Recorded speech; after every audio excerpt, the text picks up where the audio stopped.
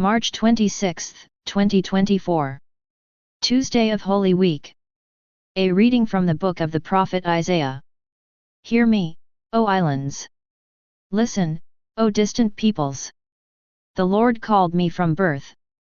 From my mother's womb he gave me my name. He made of me a sharp-edged sword, and concealed me in the shadow of his arm. He made me a polished arrow. In his quiver he hid me. You are my servant, he said to me. Israel, through whom I show my glory. Though I thought I had toiled in vain, and for nothing, uselessly, spent my strength, yet my reward is with the Lord. My recompense is with my God. For now the Lord has spoken, who formed me as his servant from the womb, that Jacob may be brought back to him, and Israel gathered to him. And I am made glorious in the sight of the Lord. And my God is now my strength. It is too little, he says, for you to be my servant, to raise up the tribes of Jacob, and restore the survivors of Israel. I will make you a light to the nations, that my salvation may reach to the ends of the earth. The word of the Lord. Responsorial Psalm. Respond is, I will sing of your salvation. In you, O Lord, I take refuge. Let me never be put to shame. In your justice rescue me, and deliver me. Incline your ear to me, and save me. I will sing of your salvation. Be my rock of refuge, a stronghold to give me safety. For you are my rock and my fortress. O my God, rescue me from the hand of the wicked. I will sing of your salvation. For you are my hope, O Lord. My trust, O God, from my youth. On you I depend from birth. From my mother's womb you are my strength. I will sing of your salvation. My mouth shall declare your justice. Day by day your salvation. O God, you have taught me from my youth. Until the present I proclaim your wondrous deeds. I will sing of your salvation. Verse before the Gospel. Hail to you, our King, obedient to the Father. You were led to your crucifixion like a gentle lamb to the slaughter. A reading from the Holy Gospel according to St. John. Reclining at table with his disciples, Jesus was deeply troubled and testified. Amen, amen, I say to you, one of you will betray me. The disciples looked at one another, at a loss as to whom he meant.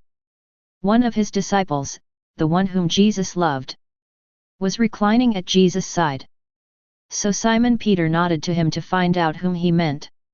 He leaned back against Jesus' chest and said to him, Master, who is it? Jesus answered, It is the one to whom I hand the morsel after I have dipped it. So he dipped the morsel and took it and handed it to Judas, son of Simon the Iscariot. After Judas took the morsel, Satan entered him. So Jesus said to him, What you are going to do, do quickly. Now none of those reclining at table realized why he said this to him.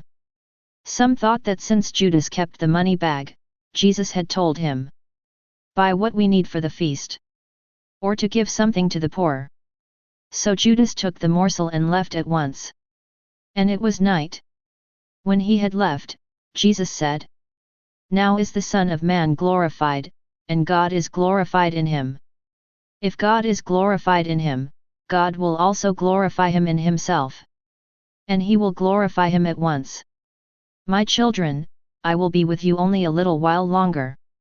You will look for me, and as I told the Jews, where I go you cannot come, so now I say it to you. Simon Peter said to him, Master, where are you going? Jesus answered him, Where I am going, you cannot follow me now, though you will follow later. Peter said to him, Master, why can I not follow you now? I will lay down my life for you. Jesus answered, Will you lay down your life for me? Amen, amen, I say to you, the cock will not crow before you deny me 3 times. The Gospel of the Lord. Reflection. The love we give to others isn't always returned to us. This was certainly the experience of Jesus. He loved all his disciples equally. He washed the feet of all of his disciples, including the feet of Judas. In laying down his garments to wash the feet of his disciples, Jesus was anticipating the laying down of his life in love for his disciples and for all humanity. In the Oriental culture of the time, Jesus' action in today's Gospel reading of dipping a piece of bread in the main dish and giving it to Judas was a sign of honor and affection. Jesus' outreach of love to Judas meets with a rebuff. At the moment Judas took the piece of bread, Satan entered into him. He was confirmed in his resolve to betray Jesus to his enemies.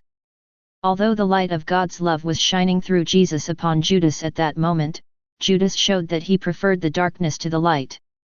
He left the presence of God's light and went out into the night, into the darkness. Yet, Jesus continued to love Judas to the end, laying down his life for him as much as for others. When the love we give to others is not received, it tends to die off. This was not the case with Jesus. He continues to love those who fail to receive his love. He seeks out those who turn away from the light and go out into the darkness. The light of the Lord's love continues to shine in the darkness, and the darkness never overcomes it. This Holy Week is an invitation to us to receive the Lord's love, like the beloved disciple in the Gospel reading, and then to reflect something of the Lord's faithful love to others.